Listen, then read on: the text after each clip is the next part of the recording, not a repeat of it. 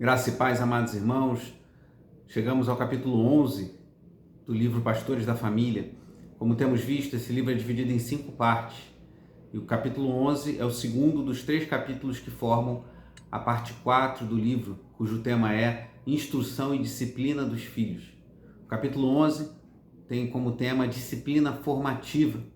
E ele está diretamente ligado ao próximo capítulo, capítulo 12, cujo tema é Disciplina Corretiva.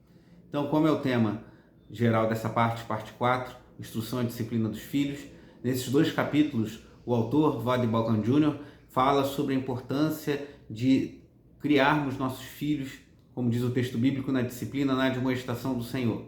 E nesse capítulo, que ele chama Disciplina Formativa, difere do capítulo seguinte, Disciplina Corretiva, como ele mesmo descreve, pelo fato da disciplina formativa ser uma espécie de treinamento, aquilo que devemos fazer constantemente com os nossos filhos.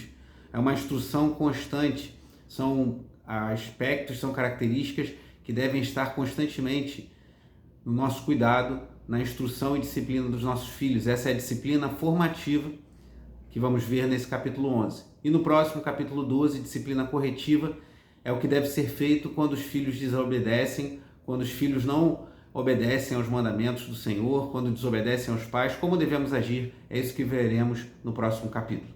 Esse capítulo de disciplina formativa, o autor Voddie Baucham Jr., ele diz que segue muito de perto as instruções de um puritano chamado Cotton Mather, que escreveu um livro, Uma Família Bem Ordenada.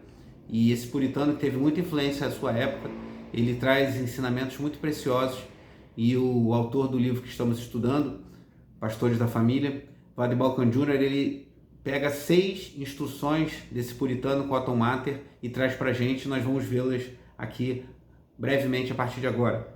A primeira das 6 instruções é: considere a condição dos seus filhos.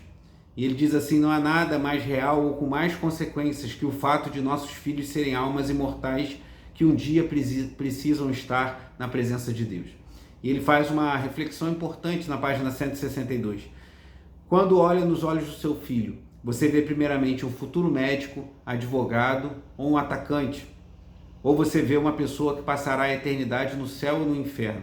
Você vê uma alma que precisa dobrar os joelhos a Cristo? Olha quão importante é isso. Entendemos que nossos filhos podem receber investimentos de nossa parte para avançarem profissionalmente em suas carreiras como pessoas, e tudo isso tem o seu valor, mas nós temos dado o peso devido, ou o mesmo peso, ao investimento em sua vida espiritual, e considerando que um dia eles estarão diante do Senhor. Primeira consideração acerca da condição dos nossos filhos. A segunda, instrua seus filhos nos grandes temas da salvação. Ele cita John Wesley, que afirmou: cuidemos para que cada pessoa sob o nosso teto tenha tanto conhecimento quanto é necessário para a salvação. Será que aqueles que estão sob os nossos cuidados, na nossa casa, têm conhecimento devido sobre o Evangelho, sobre a salvação que nos é apresentada em Cristo Jesus e a necessidade que temos de um Salvador? E ele fala que, também na página 162, Voddie Baucham Jr., disciplina formativa começa com a realidade de que a maior necessidade dos nossos filhos é a regeneração. Então, a maior necessidade que nossos filhos têm, isso ele ainda está falando do tópico anterior, mas eu queria destacar, é a regeneração. A maior necessidade que nossos filhos têm é de serem novas criaturas em Cristo Jesus. E nós precisamos ter essa consciência de que eles precisam, e precisamos ensinar a eles mais do Evangelho de Cristo Jesus do que de qualquer outra coisa nessa vida. Terceiro ponto, repreenda e impeça-lhes tudo que seja nocivo à salvação. Citando aqui um trecho do Cotton Mather: quando seus filhos cometem erros, chame-os à parte, apresente-lhes os preceitos de Deus que eles quebraram e as ameaças divinas que provocaram. Exija deles que expressem tristeza por suas faltas e que decidam não serem mais tão faltosos. Curioso que quando eu estava estudando esse capítulo, o meu mais velho, Daniel, desobedeceu, coisa de criança, mas eu lembrei sobre isso e corrigi ele, falei que ele dei uma pequena disciplina nele para que ele não tivesse algo que ele gosta, mas aí depois, lendo isso, eu chamei ele à parte, falei: filho, você entendeu que você errou? E ele só tem 7 anos, você se arrependeu? Ele: sim. Eu não sei o quanto ele respondeu de coração ou para ficar livre do pai em cima dele, mas achei muito interessante isso que esse puritano Cotton Mather chama a atenção. A gente chamar o filho à parte.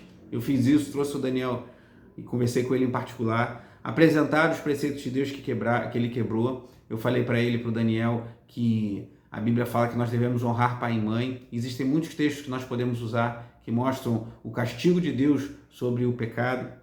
Falar da tristeza que o pecado traz. Então há muito que podemos fazer e estimulá-los ao arrependimento. Eu achei muito interessante essa parte de repreender e usar a Bíblia e a palavra de Deus de forma clara e direta para corrigir nossos filhos quando faltam, que é o assunto que veremos em mais detalhes no próximo capítulo. Quarto ensinamento que vemos nesse capítulo: atribua responsabilidade aos seus filhos. Isso é muito importante.